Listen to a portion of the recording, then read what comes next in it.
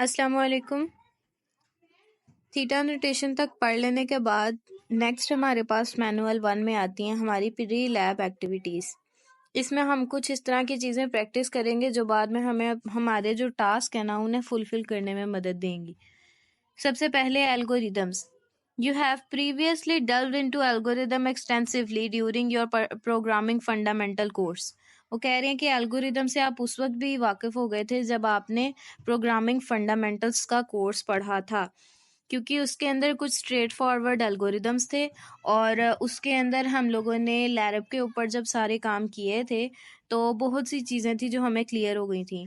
This is the forward algorithm design to convert a binary string which represent a binary number into its decimal denary equivalent, यानी कि binary number को इसके decimal में कैसे convert करना है ये भी हमें पता लग गया था, क्योंकि अब हमें पता है कंप्यूटर जो है वो हमारा क्या है, एक मशीन है, ठीक है, और वो 01 की लैंग्वेज समझता है। ये एक करेक्टर जो ए है वो इसको भी अपने 01 नंबर के फॉर्मेट में चेंज कर लेता है और उसी के अकॉर्डिंग उसको अपने अंदर प्रोसेस करता है। तो अब इन चीज़ों को समझ लिया हुआ है हमने, तो वो ये कह रहे हैं कि अब फर्दर हम इसकी जो इक्विवेलेंट इक्वेशंस वगैरह हैं वो कैसे निकाल सकते हैं।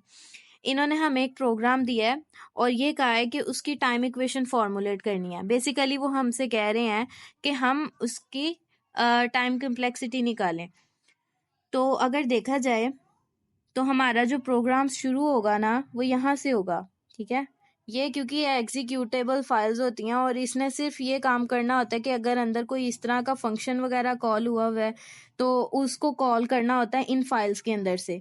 तो बेसिक जो हमारा वर्किंग वाला पार्ट है ना वो ये है, ठीक है, ये वाला सारा। अब हम इसमें ये देखते हैं कि इसकी टाइम हमने कम्प्लेक्सिटी कैसे निकालनी है।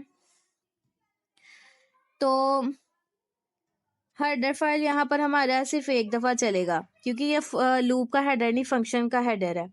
उसके बाद हमारे पास जो इनिशियलाइजर होता है ये भी कांस्टेंट होता है, एक ही दफ़ा होता है। इसका ऑर्डर हमारे पास क्या होगा, ओ ऑफ 1। इसी तरह यहाँ पर भी एक वेरिएबल इनिशियलाइज हुआ है और वेरिएबल इनिशियलाइज जब भी होता है तो उसका ऑर्डर क्या होता है, 1 होता है, ठीक है। इसलिए इन दोनों का ऑर्डर क्या है, 1 है। मैं इधर एक दफ़ा साइड पर लिख लेती हूँ क्योंकि हमने इक्वेशन बनानी है। ओ ऑफ 1 ओ ऑफ 1 दो हो गए, ठीक है। अब फर्दर नीचे यहाँ पर आ रहा है हमारा फॉर लूप, और जब भी हमने किसी लूप का ऑर्डर देखना होता है ना तो सबसे पहले उसके अंदर वाले जो पार्ट होते हैं, अंदर वाली जो स्टेटमेंट्स होती हैं उनको चेक कर लेते हैं। तो उसके अंदर इफ स्टेटमेंट है तो फर्दर इफ स्टेटमेंट के अंदर एक स्टेटमेंट लिखी है। तो ये स्टेटमेंट क्या कह रही है, ये स्टेटमेंट कह रही है इंक्रीमेंट, ठीक है। ये स्टेटमेंट क्या कर रही है, इंक्रीमेंट कर रही है। अगर आप देखें decimal is equals to decimal plus आगे पावर वाला फंक्शन उन्होंने लगाया, तो इसलिए इसका ऑर्डर क्या होगा, 1 ही रहेगा, क्योंकि एक टाइम में एक ही चीज इंक्रीमेंट होगी, एक ही नंबर इंक्रीमेंट होगा। सेकंड है इफ स्टेटमेंट। अब इफ स्टेटमेंट तो सिर्फ उस वक्त चलती है ना जिस वक्त हमारे पास कोई जो कंडीशन है वो ट्रू हो जाती है, तो इसलिए इसका भी ऑर्डर 1 ही रहेगा क्योंकि ये सिर्फ एक ही दफा ट्रू होने पर चलेगी।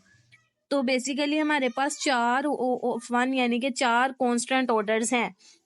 कौन कौन से, ये वाला भी कांस्टेंट ऑर्डर है, ये वाला भी कांस्टेंट ऑर्डर है, ये भी कांस्टेंट है और ये भी कांस्टेंट है। बीच में जो एक हमारे पास अनकांस्टेंट है ना वो फॉर लूप का हेडर है। अब इसको हम देखते हैं।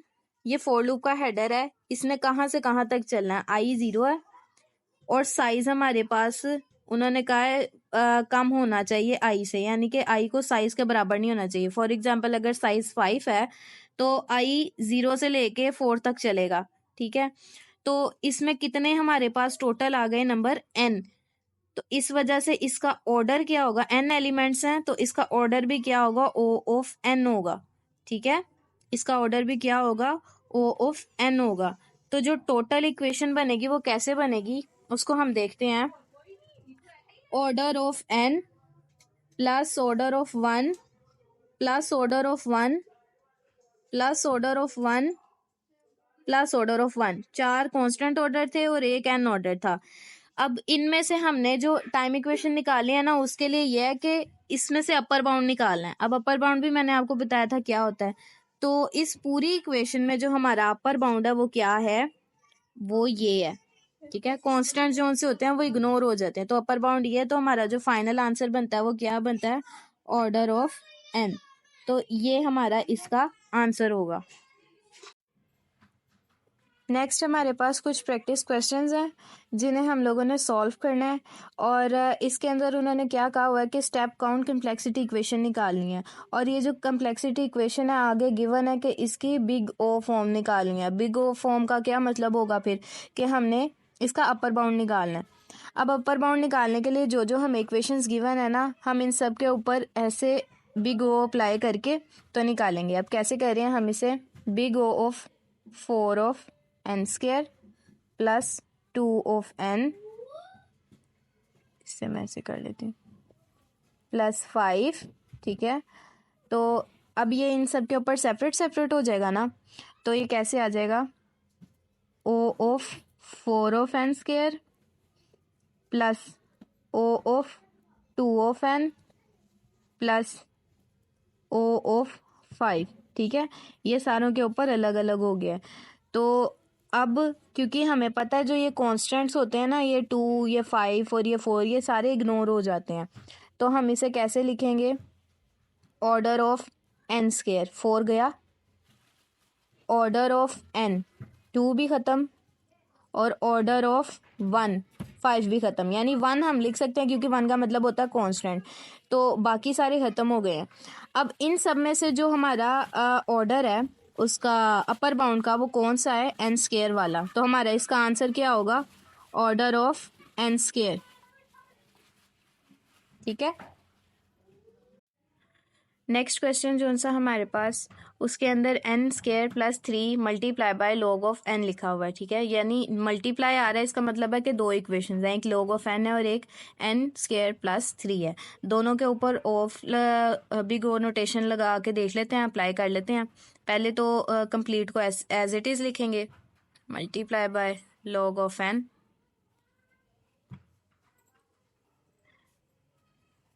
क्या होगा कि दोनों के ऊपर बिग ओ अलग अलग हो जाएगा, एन स्क्वायर प्लस 3 के ऊपर अलग से और multiply by log of N पर अलग से।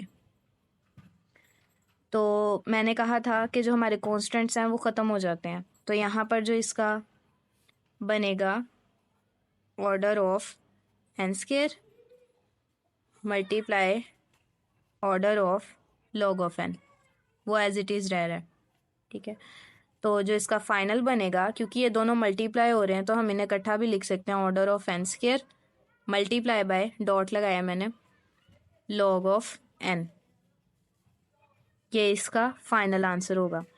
इसी तरह नेक्स्ट क्वेश्चन हमारे पास, इसके ऊपर भी हम बिग ओ अप्लाई करेंगे कंप्लीट के ऊपर। अब मैं डायरेक्ट अप्लाई कर रही हूँ, order of N plus 1 multiply by order of log of N square plus 1, ठीक है। तो इधर से भी 1 ख़त्म हो जाएगा और यहाँ से भी 1 ख़त्म हो जाएगा, तो हमारे पास जो बचेगा वो बचेगा order of N multiply by order of log of N square, ठीक है। इन्हें हम इकट्ठा करके कैसे लिख सकते हैं, order of N dot log of N square, ठीक है। ये हमारी फाइनल बनेगी। जो हमारे पास फोर्थ वन है, इसके अंदर order of 2 of N plus order of N raise to power 10 फिर plus order of log of N आएगा, ठीक है।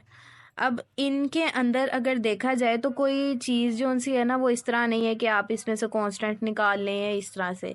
तो हम क्या करेंगे, इनके हमें ग्रोथ रेट चेक करने हैं और कंपैरिजन करना है कि कौन सी टर्म डोमिनेंट है। डोमिनेंट से मुराद कि अपर बाउंड किसका है। अब लॉग वाली इक्वेशन अपर बाउंड में आएगी, एक्सपोनेंशियल इक्वेशन अपर बाउंड में आएगी, या फिर पावर वाली इक्वेशन अपर बाउंड में आएगी। तो इसके लिए हम लोग वो ग्राफ देख लेते हैं जो हमारी बुक पे बना हुआ है। तो ये है वो ग्राफ जिसके अकॉर्डिंग हम लोग ये चेक करेंगे कि किसका ग्रोथ रेट ज़्यादा है। आप इस ग्राफ को एज इट इज़ अपने पास ड्रा भी कर सकते हैं, अगर आप नेट से सर्च करेंगे आपको ये वहाँ पर मिल भी जाएगा, ठीक है। तो यहाँ पर इस वक्त 2n two raise to power n raise to power 10 और log n, इन तीनों का हम लोगों ने देखना है। तो अगर देखा जाए तो two raise to power n यहाँ पर है, n रेज टू पावर 10 वो यहाँ पर बनता है, और log raise to power n जो है वो यहाँ पर है। देखने में तो n raise to power n सबसे ज़्यादा है, लेकिन इस वक्त हमारे पास two raise to power n जो है वो ज़्यादा इम्पोर्टेंट है। क्यों? क्योंकि अगर आप देखें तो हमारे पास n की एक लिमिट दे दी है, n रेज टू पावर 10 तक लिमिटेड है, लेकिन two raise to power n है, n की कोई लिमिट नहीं है यहाँ पर। किस तरह से? अगर फॉर एग्जांपल मैं n is equals to 1 put करती हूँ, ठीक है, n is equals to 1 put करती हूँ, तो 1 raise to power 10 is equals to 1 होगा, और 2 raise to power 1 is equals to 2 होगा। तो कौन सा ज़्यादा बड़ा हो गया? ये वाला ना। इसलिए यहाँ पर हमारे पास जो ऑर्डर बन रहा है वो कौन सा बन रहा है? 2 रेज टू पावर n। तो यहाँ पर हमारे इसका जो आंसर आएगा वो ऑर्डर ऑफ 2 ऑफ n का आएगा। ठीक है, होप सो आपको इसका पता चला होगा। मैं एक दफ़ा रिपीट कर दूँ। हमारे पास देखने में ये टर्म बड़ी है ग्राफिकली, लेकिन हमने यहाँ पर वैल्यू जब पुट की तो हमें पता चला क्या कि हमारे पास जो order of 2 raise to power n है वो ज़्यादा बड़ा है। ठीक है, यहाँ पर इसकी एक लिमिट है, लेकिन यहाँ 2 रेज टू पावर n की कोई लिमिट नहीं गिवन, तो इस वजह से 2 रेज टू पावर n ज़्यादा बड़ा होगा हमारे केस में। जो फिफ्थ क्वेश्चन है हमारा, इसके अंदर हम लोग जब इस पर ऑर्डर अप्लाई करेंगे, log ऑफ 2 ऑफ n और उसके बाद प्लस ऑर्डर ऑफ 10, तो हमारे पास ये क्लियर है बिल्कुल कि हमारा जो फाइनल ऑर्डर आ रहा है वो कौन सा आ रहा है? log ऑफ n का आ रहा है। ठीक है, 2 को हमने ख़त्म कर दिया, आपको पता है कांस्टेंट है, और ये कांस्टेंट वैसे इग्नोर हो जाएगा, तो हमारा जो ऑर्डर बनेगा वो order of log of n बनेगा। उसके बाद हमारे पास है big O of 2 raise to power n plus n factorial plus 9। इन सब पे अलग अलग ऑर्डर अप्लाई कर लेते हैं। Order of 2 of n plus order of n factorial plus order of 9। Order of 9 तो इग्नोर हो जाएगा। अब 2 ऑफ n और n फैक्टोरियल में से हम लोगों ने देखना है कि कौन सा हमारा ऑर्डर बनता है। तो 2 ऑफ n में और n फैक्टोरियल, तो n फैक्टोरियल ज़्यादा ग्रोथ रेट पर है। ठीक है, यहाँ पर हम लोगों ने चेक किया था कि यहाँ पर n की पावर यहाँ गिवन थी 10 के साथ, तो यहाँ हम लोग देख रहे हैं कि एज इट इज़ लिखे हुए हैं 2 रेज टू पावर और n फैक्टोरियल, तो इस वजह से हमारे पास n फैक्टोरियल डोमिनेंट है। तो हमारा जो आंसर बनेगा वो बनेगा ऑर्डर ऑफ n फैक्टोरियल। तो होप सो कि ये सारे आपको क्लियर हुए होंगे। ये फर्स्ट क्वेश्चन, ठीक है, इस पे हमने अलग अलग सब पे अप्लाई किया और जो हमारा अपर बाउंड बन रहा था वो उसका आंसर बना। इसी तरह यहाँ 2 इक्वेशंस थी, मल्टीप्लाई हो रही थी आपस में, दोनों पर अलग अलग बिग O अप्लाई किया, और फाइनली जब उनके आंसर निकल आए तो उनको आपस में इकट्ठा करके लिख लिया। सेम थर्ड क्वेश्चन में भी हुआ। फोर्थ क्वेश्चन में हम लोगों ने जो इनके ग्रोथ रेट थे उनको कंपेयर किया। फिफ्थ में हमारे पास क्लियर था कि कौन सा ग्रोथ रेट ज़्यादा है, और लास्ट वाले में भी हमने ग्रोथ रेट कंपेयर करके तो अपना आंसर निकाल लिया।